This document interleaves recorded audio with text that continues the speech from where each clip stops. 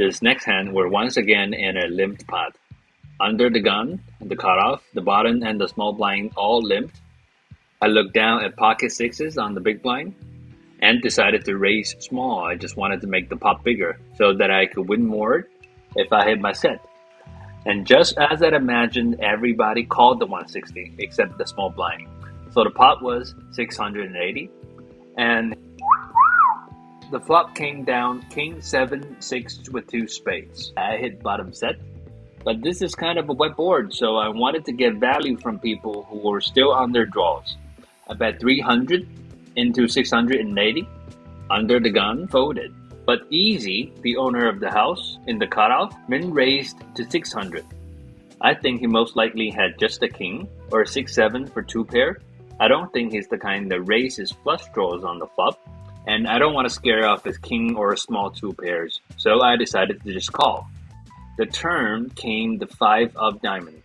Now 9-8 would make a straight, but I think normally people would not raise a straight draw on the board with an obvious flush draw. It's just not worth it. So I think this card did not change much. I checked to him, hoping that he will bet again, but he just checked back. Now I'm thinking he at best had just a king with maybe a weak kicker. And the river landed the 8 of diamonds. Now any 4 or 9 will make a straight, but I doubt he will have those often. And according to past experience with Easy, I knew he would often call with just top pair, so I bet 1,000, a little more than half pot, but he quickly folded. And much to my surprise, he flipped over king 7 offsuit for a top 2 pair on the flop. Well, I had no idea how he got in pre-flop with this hand, but it was reasonable that he raised on the flop. However, I don't see why he stopped firing on the turn and didn't call a river bet. So I guess Easy was one of those players that get really aggressive on the flop, but when a scare card lands on the turn or the river, they just give up. Reminder for myself, just fire more rivers, man. Now we're 6-handed. I opened ace-8 of spades under the gun to 120, and the middle position player 3-bet to 280. The small blind and the big blind both cold called the 280. I guess that's what happens at these small stakes as well. My cards are not strong enough to raise, nor did I want to give up, so I just called. The pot was 1,120. The flop came 10-7-6 with 2 diamonds. I have a gut shot, but not much other than that. It all checked to the middle position, and he bet 760. About 2/3 of the pot. Quite big, actually, considering that this board doesn't really favor his range. The small blind made the call almost instantly. And after some contemplation, the big blind decided to fold. And I quickly folded as well. The pot was 2,640. The turn came the 4 of spades. It was seen that nothing really changed. This time they both checked. The river came the 5 of spades. So now any 3 or 8 will make a straight. The big blind let out and bet 3,000, a little more than the size of the pot, and the middle position player quickly folded. The small blind then showed everybody he had 8-5 offsuit, so he turned a straight. Like, who would have thought players could cold call 5-8 offsuit on the small blind? Well, I would, because I knew anything could happen when you drink at these games with small stakes. Next hand, the middle position and the cutoff both limped. I looked down at 3 deuce of hearts on the bottom and decided to limp as well. Since after an hour or two, I knew the guy to my left is going to raise it up. And indeed he did. The small blind raised it up to 160. The big blind made the call, so did the cutoff, and I called as well. So the pot was 680. The flop came King 6-4 Rainbow. I have a gut shot and a backdoor flush draw. Everybody checked, so we get to see 1 free card. And the turn came, lucky us, the 5 of hearts. So I made the lower straight.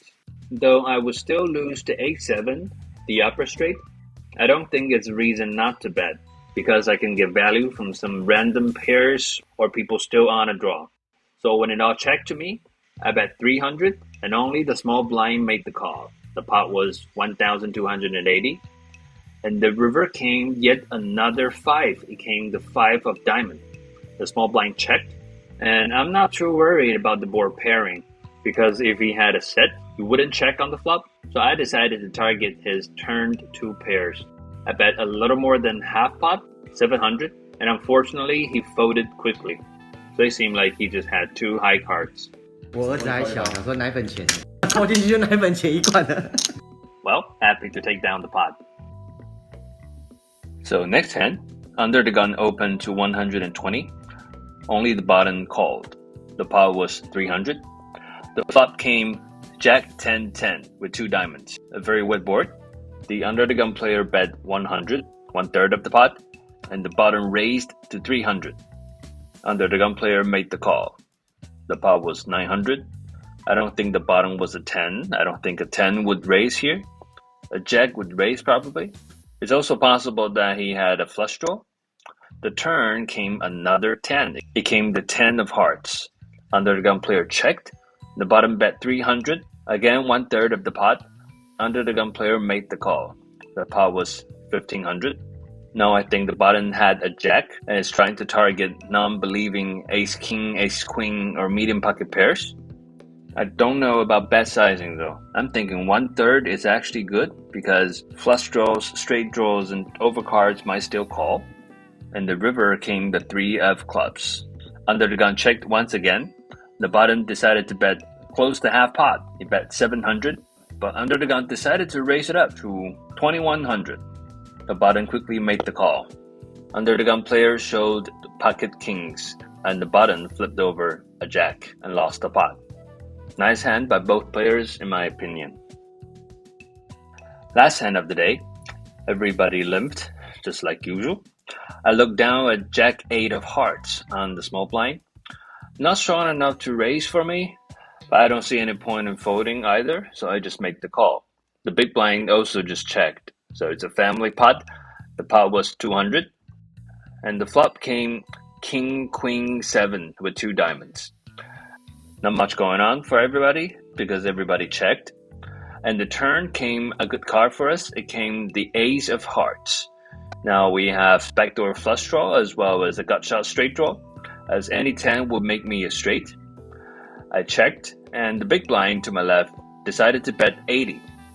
It all folded to me, and I thought about check raising, but figured I could only represent King 7, a Queen 7, or an A7, because any other good hand would have raised pre-flop, so I decided to just call.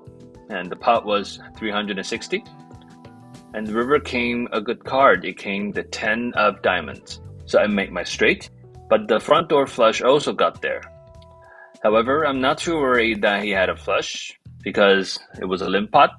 And if he had a flush draw, I don't think he would check on the flop and bet on the turn when the ace arrived.